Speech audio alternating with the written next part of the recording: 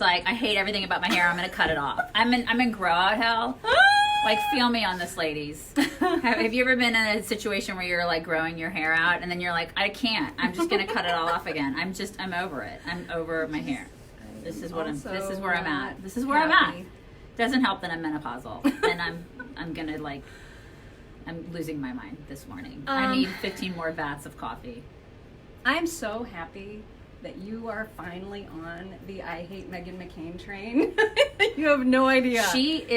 Here's the thing. She has no sense of self-reflection. No, none. And I think she truly believes that her father was some sort of Greek god. Yeah. She does. She believes exactly that. Who's going to tell her? Well, I'm trying. The problem is she has this blocked on Twitter. Oh. So I didn't even see this tweet that she had. She's blocked us? What have you done? No, this has been for years that we've been blocked by her. So years ago you did the thing. It was the thing. You know what it was? What? It was when I made fun of her picture that had her boobs out here. Her boobs were because that's when she was fun. Remember when she was fun?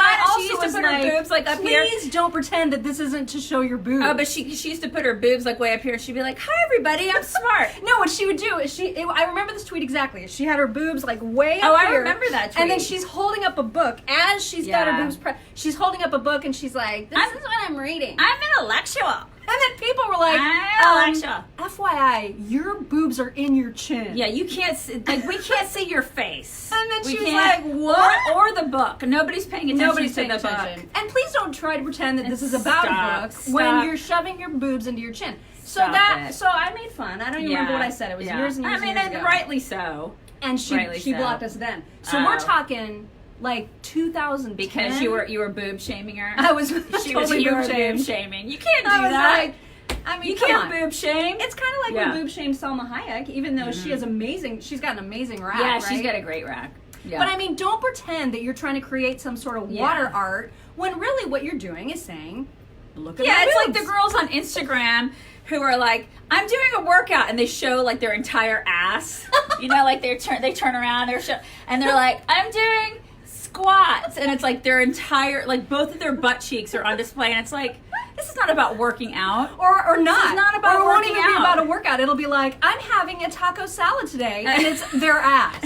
You know what I mean? Like it's just this is not about your lunch, lady. It's not about your lunch. We're on to you. We are so on. We're on to you. All on to you. Anyway, back to Meghan. Back to Meghan. Thanks to a very clever and competent reader of ours who often tweets me little tips via direct messaging. He tweeted a screenshot of Meghan McCain's tweet about her father.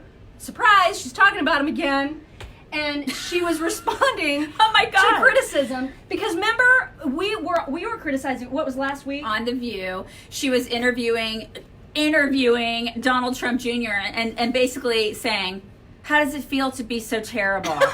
What's it like to be such a hateful, horrible person and the spawn of a hateful, horrible person? What does it feel like to beat your wife? Right. Go. And like did you know that I lost my father? Are you aware of that? Did you know that my father was a god on earth and that I lost him, like, I don't know, a year ago? Was it a year? Has it been a year? Yeah, it's just over a year. 14 months. Yeah, something like that. So, rightfully so, she's been getting a lot of criticism on Twitter for, like, still using the death of her dad as some sort of crutch to prevent her from actually having lively debate with anybody about an issue. Because she always goes to that, It's an emotional pawn. So, Cheryl, just like rando Twitter user, tweeted saying, sorry for her loss, but this is getting really old. Other people's fathers have died, and they were important too. Yeah. Which I thought was a great point. It's true. I mean, how many of you out there have lost your fathers, and you don't use it in every single discussion that you have with every single person?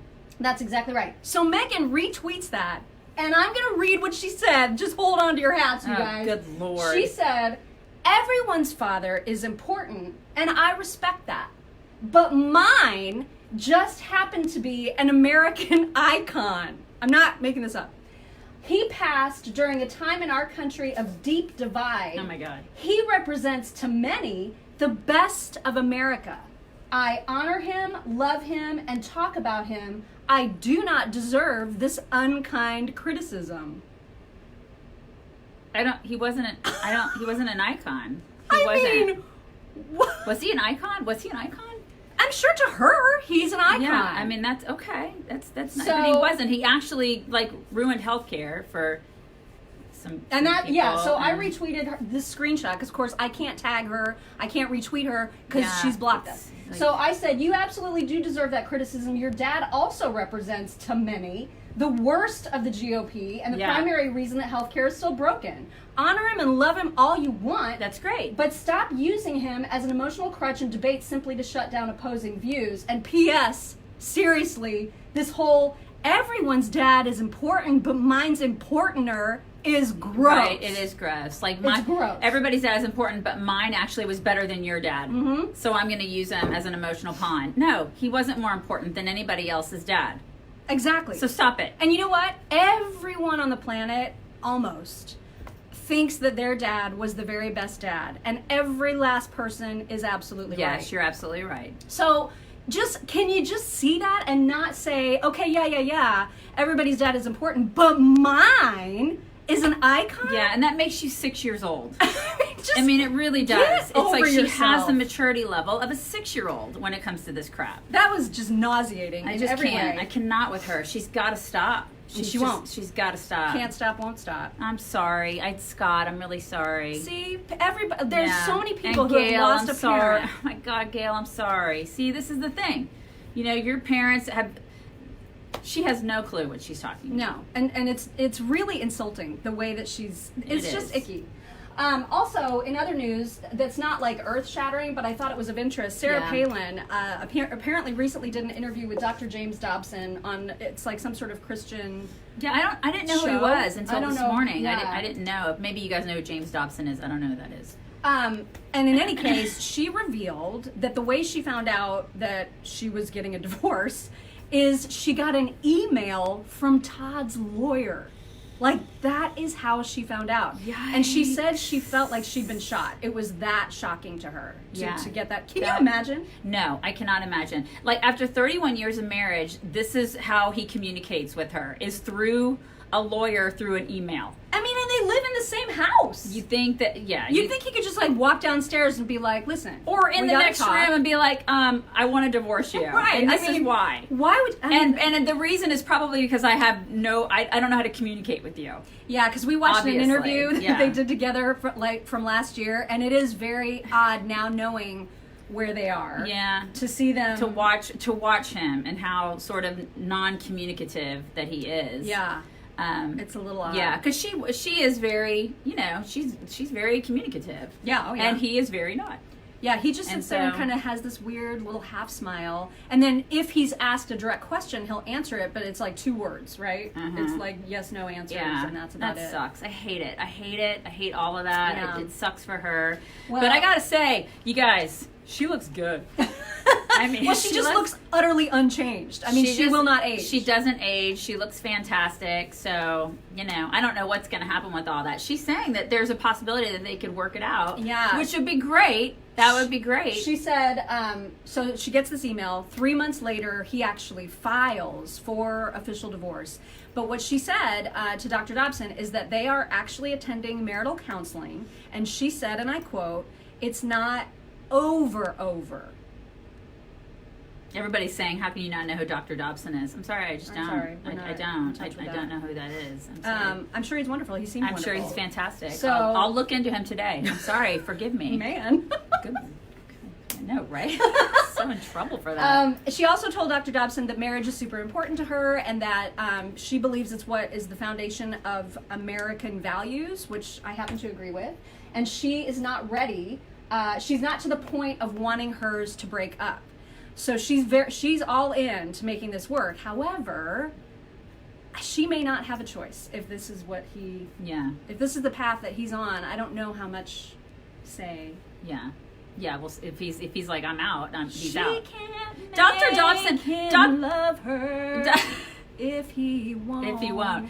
Dr. Dobson isn't like that Joel Austin guy, is he? Because if he's like that, I'm out. Yeah, Sorry. now people are gonna be like, "How can you not love Joel Osteen?" That's fine. I just don't. I mean, I'm a Christian, but there are certain like sects of Christianity that I'm like, yeah, I'm out. You said sex. S-E-C-T-S. Sex. Different kind of sex. Somebody's got to fill in for Rob Somebody when said, he's not here. hump day.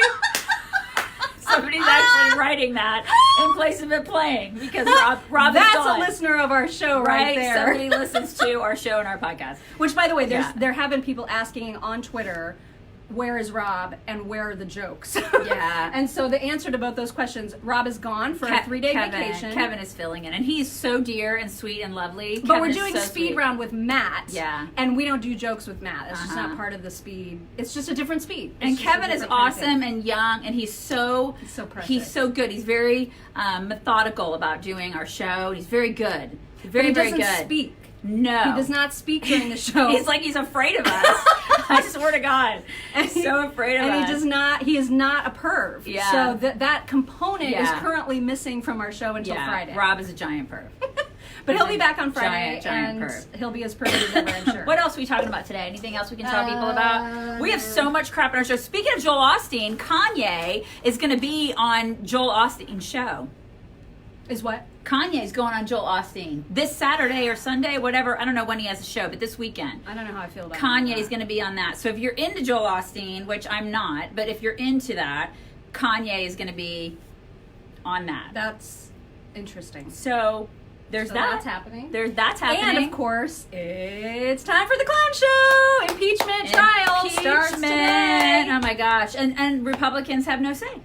No, in fact, how many of they asked for 12 witnesses and like 3 got approved, something crazy like that. Yeah. And it's an utter clown show. And now, have you noticed that the language has changed? And now they're not all quid pro quo. Now they're all bribery and extortion, and they're trying to change. Because they're changing the rules as they go. They're changing the words, because that's what liberals always do, right? Yeah. They're always trying to change the words.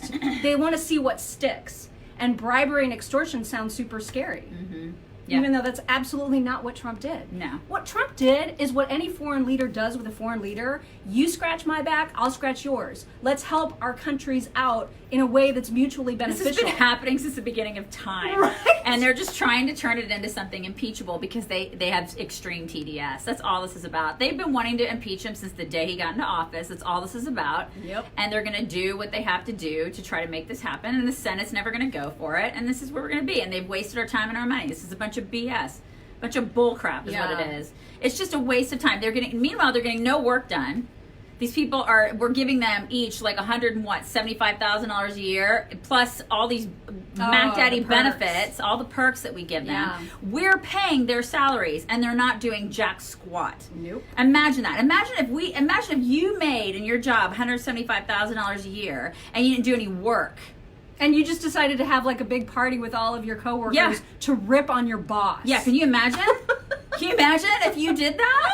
I mean, you would be so fired. But these people are above firing. It's like they have made themselves above firing. They will never be fired from their jobs, ever. Well, that's our fault. It is our fault. I mean, we keep electing these clowns. Yeah, this is because people are dumb in this country. I mean, it's ridiculous. We just allow them to keep doing this crap. It's crazy. It is crazy. Yeah. Let's see. What else we're talking about is... what else are we talking about? Oh, my God. The diarrhea story. Oh, God. You guys, we talked yesterday about San Francisco, right? Oh, my God. And how San Francisco is being run by Democrats, and it's getting really disgusting, and there's a lot of homeless people, and there are a lot of drug addicts and all this stuff there. Well, she sent me a story yesterday, right when I got home yesterday, about how... there was a story in LA of this woman who was she was just walking down the street, and this homeless guy, I don't even want to say I know. I don't even want to say. Just listen to our show, because this is a thing that we only want to say once. He threw... You're going to say it? I'm going to say it. He threw... was it a bucket? I think it was a bucket. It was like 30 days worth. It's like he saved up his own feces. Oh my God, you guys. He threw diarrhea at her. And she's talking about how it happened to her, and it was all over her, and she was crying, which, can you imagine? She has PTSD from that, and I don't blame her either. And I don't know how you recover this from happened in LA, on the streets of LA. And then I watched a video of this one guy who's like, after 4 months of living there, he was assaulted by a homeless person. And he was like, he goes, literally, I'm surprised it hasn't happened yet. Like, I've been living here for this long, and I'm surprised this is the first time it's ever happened. Like they'll just walk up to people and punch people in the face because these people are mentally ill. They're on meth and stuff like that. And when you're on meth, you get angry. Yeah, that's right. You get angry. And so these people they're just on the streets, punch people in the face. They'll arrest them, but then they'll release them. They'll go right back out on the streets. We have no place for these people to go. And speaking of, I just I'm hoping that one of our writers picks up so this story. Disgusting, so gross. De Blasio apparently did this one-time deal where he paid a bunch of homeless people like a few $100s, basically to get them out. He was like, "Here's enough money for a bus ticket for you to go anywhere else." And so that's a great solution. So they secretly exported homeless people to Hawaii and other states without telling those states, hey, this is what we're doing. Now all of a sudden they just want them out of their communities, but they don't care that they're just making that a problem for other states and cities. I mean, New York City, what the hell's wrong with you? I know. De Blasio. And this is their solution, right? This is Democrats' solution. Make it somebody else's problem. Mm-hmm. It's unbelievable what's happening, right? I mean, and somebody's asking, well, what is your solution then? I need to understand why this has become an all of a sudden problem. What, homelessness? Homelessness isn't new, but the degree to which we're seeing it now in every city, and it's become not just a problem of homeless people, but of the homeless people's brazen behavior. Drugs. It's the drugs, and it's just the like pooping on the street and not caring that they're like in the middle of public. That is new. I gotta tell you, the solution is not to say we're just gonna turn a blind eye to it and we're not gonna arrest these people and we're not gonna do anything for these people. And I remember back, listen, we've had our share of stalkers and people who have come after. This is it's a little bit different, but we've had people who have come after us, and we put people in jail for what they've done to us, and these people are mentally ill. Oh, without question. And the problem with it is we've been to court, we put these people in jail, and you see them and you feel sorry for them because they are mentally ill, but they're also dangerous. They're also very dangerous, and so the problem is you want them to go someplace, but there's no place for them to go except for jail. And so you have no choice but to put them in jail. It used to be that we had facilities for these people. Right. There are no facilities for these people anymore. And there should be, because that would also address the whole mental illness issue when it comes to gun violence, right? Yeah. Because so many of these people are complete whack jobs that need 24-hour supervision. Yes. Because they will not take their medication if they're not supervised. This is the thing. And there's no place. There's no place to do. One of the guys that harassed us for a while had a legit problem for which he needed medication. Yes. And when he would take it, if he would have family members that were helping with that, it was fine. He was okay. He was he was a productive member of society, and he was okay. But when he was off his meds, complete lunatic, you guys, and dangerous. And there weren't enough family members to look out for him to make sure that he was taking care of himself. And then those family members just give up. Because if these people can't be accountable for taking their own medication, and listen, family members at some point, they're just like, I can't deal with this, because they can't force adults, people who are in their 30s, 40s, 50s, to take medication. You can't force it down their throat. But if they're in a facility, or they have to check into a facility, or at least check in on a daily basis, a weekly basis, or whatever, and they're kind of forced to take that medication, I'm sorry, but if that's what has to happen, it has to happen. Some of these people are mentally ill. They have actual physical problems, that need to be addressed. And it used to be that we had places for these people to go. We simply don't now. And that's a shame. I really wish that we could take a lot of the money that we're pouring into illegals every year, $130 billion a year that we're paying for illegals, and we could funnel that to people who are mentally ill in our own country. Who are legal citizens. Who we should be caring about first. Yeah.